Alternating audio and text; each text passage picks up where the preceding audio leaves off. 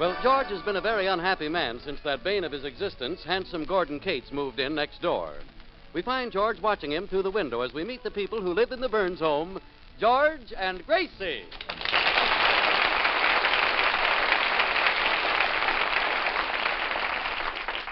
Look at that big gorilla, running around the backyard in his shorts. Thinks he's an athlete. Oh, well, now, George, you're just aggravating yourself. Get away from the window. Putting on a show for the neighbors, just because he's got a beautiful body. Oh, don't look at him. Get away from the window. What a conceited guy, showing off his bulging muscles. George, will you please get away from the window? Why? I want to look.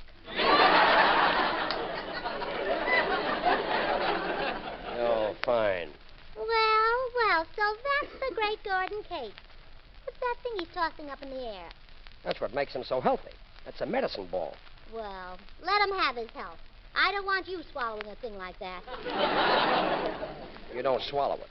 Toss it around to build up, to build you up and to build up your body. I'll have to admit he's got the kind of figure women crave. Not me, George. I never did crave a big, muscular, broad-shouldered figure like that. Really?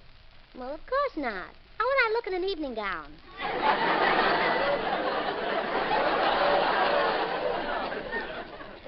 Well, anyway, I wish he'd... Hey, look at that. He's pulling the lemons off our tree. Well, the nerve is... I'll put a stop to that. Mr. Case, you stop picking those lemons. Well, if it isn't the lovely Mrs. Burns.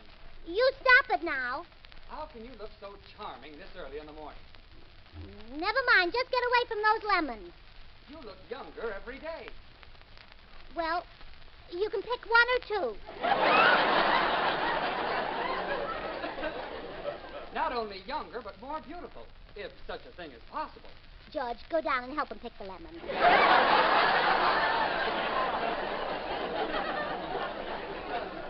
Now, stop that. Cates, get away from those lemons. I don't have to. They're on my side of the fence. Oh, yeah? Then I'll come down and make you stop.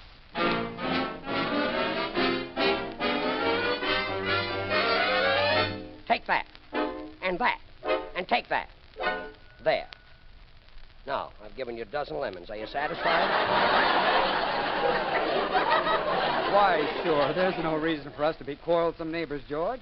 Now, the lemons on my side of the fence are legally mine. And Gracie is legally mine. Yes, you big blonde wolf. I suppose just because you've got curly hair and broad shoulders and big muscles, that makes you more attractive than my husband. No, it doesn't. Really? Then what does?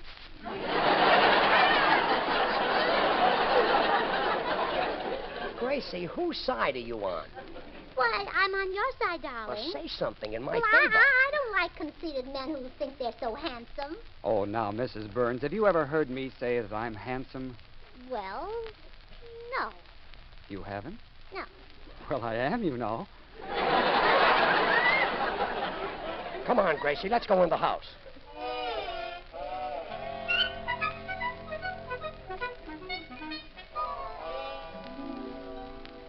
Now, George, calm down. Why should you get upset over a nobody like Gordon Cates?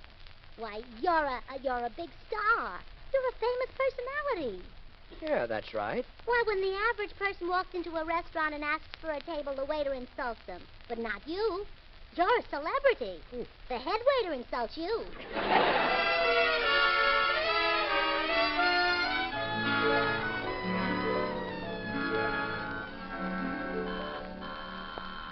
Come in. Good morning, Mrs. Burns. Oh, hello, Mr. Postman. Good morning, Mr. Burns. What's good about it? Well, now, look, you'll have to excuse George. Our next-door neighbor has him all upset. You mean handsome Gordon Cates? Yes. He's getting under my husband's skin. Well, he'll fill it out much better than your husband. Mr. Cates has the most beautiful physique I've ever seen. Next to mine, of course. Just look at him racing down the street on that bicycle. Hey, that's my bicycle. I left it in his garage before he moved in. Well, go get it. You bet I will. Hey, Cates, get off that bike. Who do you think you are? Oh, that Mr. Cates is a terrible man. He stole our lemons, and he's stolen George's bicycle. Why, for 2 cents, he'd steal your wife. Have you got change of a nickel? Oh, now, Mr. Postman, surely you don't want to get rid of your wife.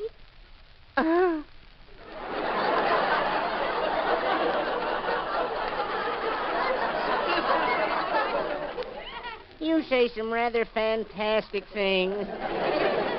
Well, have you really made an effort to get along with her? Oh, I've tried everything. I even bought 2 lovebirds and put them where my wife could watch them. I thought it might give her ideas. Did it? No, but it gave the lovebirds ideas. They beat each other's brains out. Oh, my goodness. Tell me, Mr. Postman, why did you ever marry your wife? I didn't know we were getting married. She told me it was a civil service examination.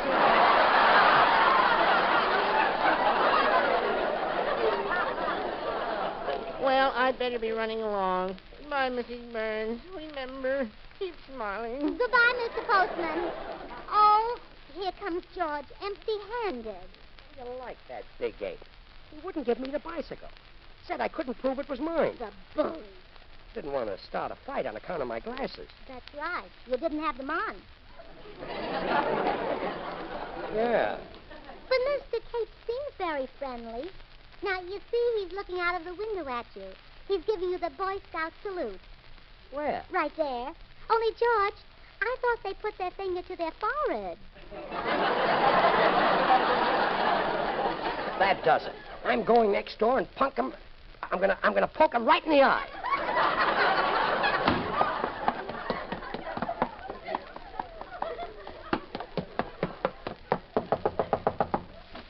Yeah? Cates, you've been asking for this.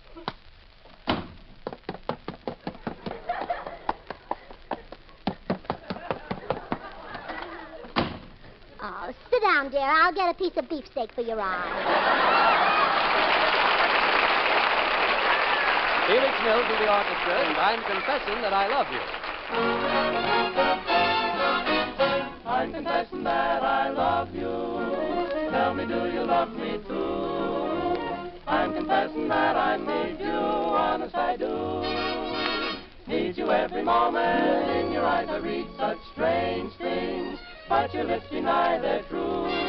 Will your answer really change things, making me blue? I'm afraid someday you'll leave me, saying can't we still be friends? If you go, you know you'll grieve me. All in life on you depends. Am I guessing that you love me? Am I dreaming dreams of you in bed? I'm confessing that I love you over again.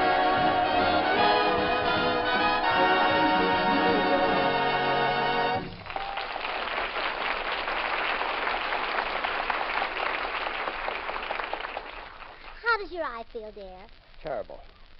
What a sight I must be. Oh, it's not so bad. You know, I never could decide whether I like you better with brown eyes or blue eyes. Now you have one of each. That Gordon Cates. Gotta figure a way to get that guy to move. I've got an idea. We'll smear mud all over the front of the house and soap the windows. That's a thought. Sure. And then when he sees how terrible our house looks, he won't want to live next door to it. Forget it, huh? I would, yes. Oh, there you are. Hello, Uncle John. Say, I was just watching Gordon Cates ride his bicycle down the street. He certainly is an attractive fellow. Yes, he even caught George's eye.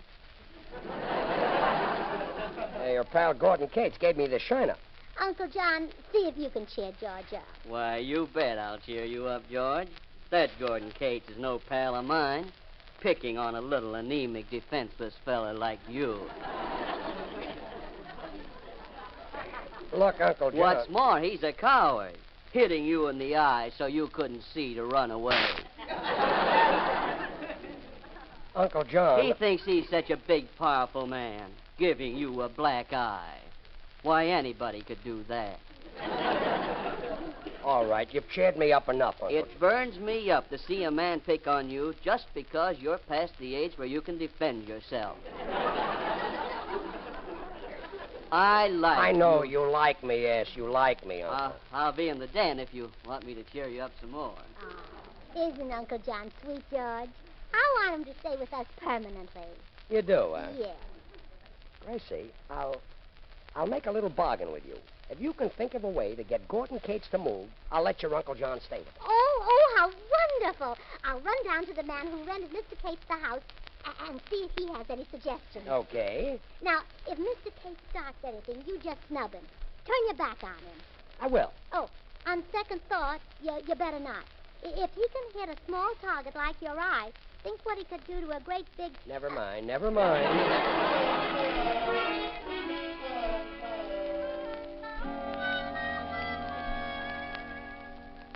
But, Mr. Perkins, you rented him the house. Can't you unrent it? I'm sorry, Mrs. Burns, but there's no way to make Mr. Cates move.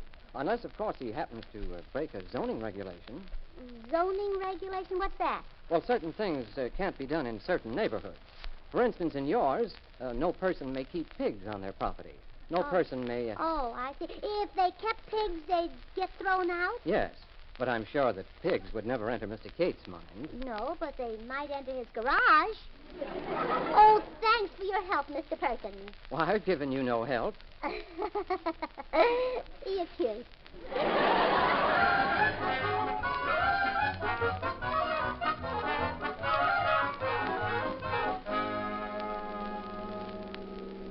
Well, it's nice of you to drive me out to the country, Harry. Oh, I'm glad to do it, Gracie, but you haven't told me what you're doing out in the country. Oh, I'm going to buy a pig. Oh, shopping for a little ham, huh? Oh, no. George doesn't even know about it. And, Harry, I wish you wouldn't call him that. Well, Gracie, I didn't... Well, let it go. It's a natural mistake. Here's a farm where I think you'll find some good pigs. Harry, you seem awfully familiar with this lonely country road. Oh, well, this is where I bring my girls on dates, you know. We park under that big elm over there. Why, Harry. Oh, I don't just bring any girl out here, you know. No? No, she's got to have an A coupon. I'm no dummy, you know. Oh, Harry, I'm surprised at you. A big grown-up man parking with girls. Now, if you were a boy, it wouldn't be so bad. Can I tell you something? It's not so bad anyway. It's fun, you know. I put my arm around her, and she puts her head on my shoulder. Then what? Oh. Oh, well, let it go, Harry. This is where I get out. Funny, that's what all the other girls say. Look, Gracie, I'll pick you up here in about a half hour, huh? And say, let me give you a tip. If you want to get a good pig, don't let on that you're a city girl. Well, now, don't worry. I'll act like a regular straw seed. Don't they call a country boy Rube? Yeah. Well, they'll think my name is Ruby. See you later, Harry.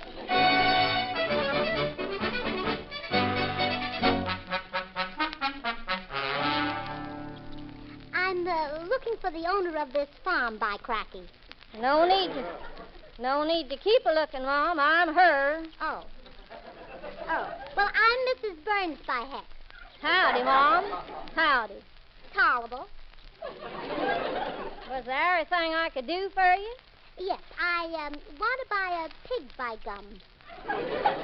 What sort of a pig, Mom? A shoat? Well, I don't care how short it is, but it's got to be fat.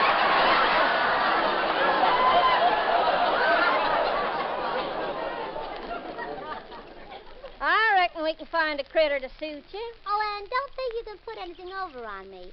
I used to live on a farm myself. Oh. Well, I reckon yourn was more than just a plain old dirt farm. Oh, yes. We didn't have to raise our dirt. It just grew wild. Well, you're awful pretty to work on a farm. Tolerable. But I didn't mind the work. I was up every morning popping the corn, bucking the wheat, plowing away with my horses hitched to the silo.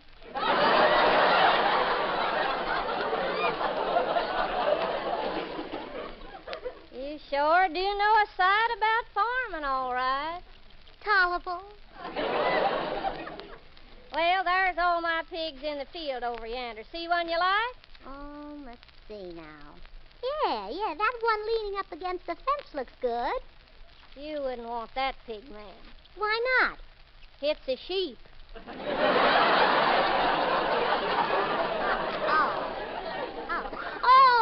sure.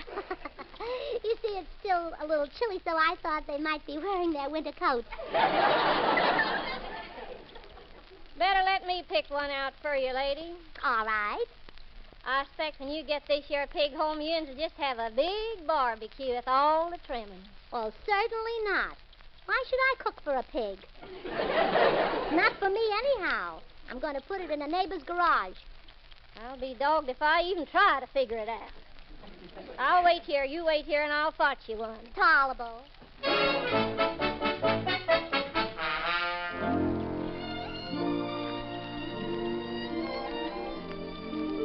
Uncle John, has Gracie come home yet? Oh, I saw her drive up in front with Harry Von Zell a few minutes ago. They unloaded a pig. Gracie bought a pig? I guess so. Well, that's one way to get bacon. Of course, we won't have it long with Gordon Cates next door. He'll steal that just like he stole my lemons and my bicycle. Cheer up, George. Nothing but trouble can come to a man who steals from a poor, defenseless... Now, don't start cheering me up again, Uncle. Well, anyway, Georgia, I'm going next door and get those things back for you. Well, George, your worries are over. Gordon Cates won't be in this neighborhood long. Excuse me. I got something to attend to before he moves. Gracie, how come Cates is leaving? Well, I bought a pig. And a bit of... Oh, no. I put it in his garage. You see, there's a zoning law against having pigs in this neighborhood. So all we have to do now is call the police, and they'll make a move. Why, Gracie, that's downright brilliant. Well, yeah. You didn't know there were 2 smart members to this family, did you? No. Well, there are. Mother and I both know our way around. Well, this is great. Look at Cates out there in his shorts again. That's just the way the police will find him. Yeah, this time they're really going to catch him with his pants. You said it. Hand me the phone. This will teach Mr. Gordon Cates that he can't outsmart me. Outsmart who? Outsmart you. Oh. Hello, police headquarters? Listen, there's a man in the 200 block on Cannon Drive raising pigs in his garage. Yeah, you better come right over. Yeah.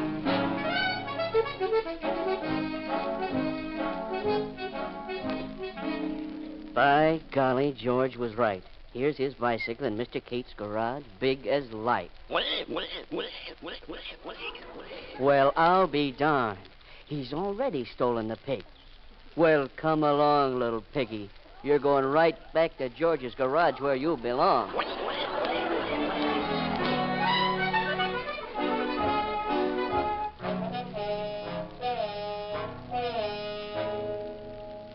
All right, me fine bucko. You'll just stay here in this cell until the judge wants to see you. We'll teach you to raise pigs in a restricted zone. Well, George, you said you wanted to see Gordon Cates inside of a jail. There he is, Where? coming in the door to bail you out.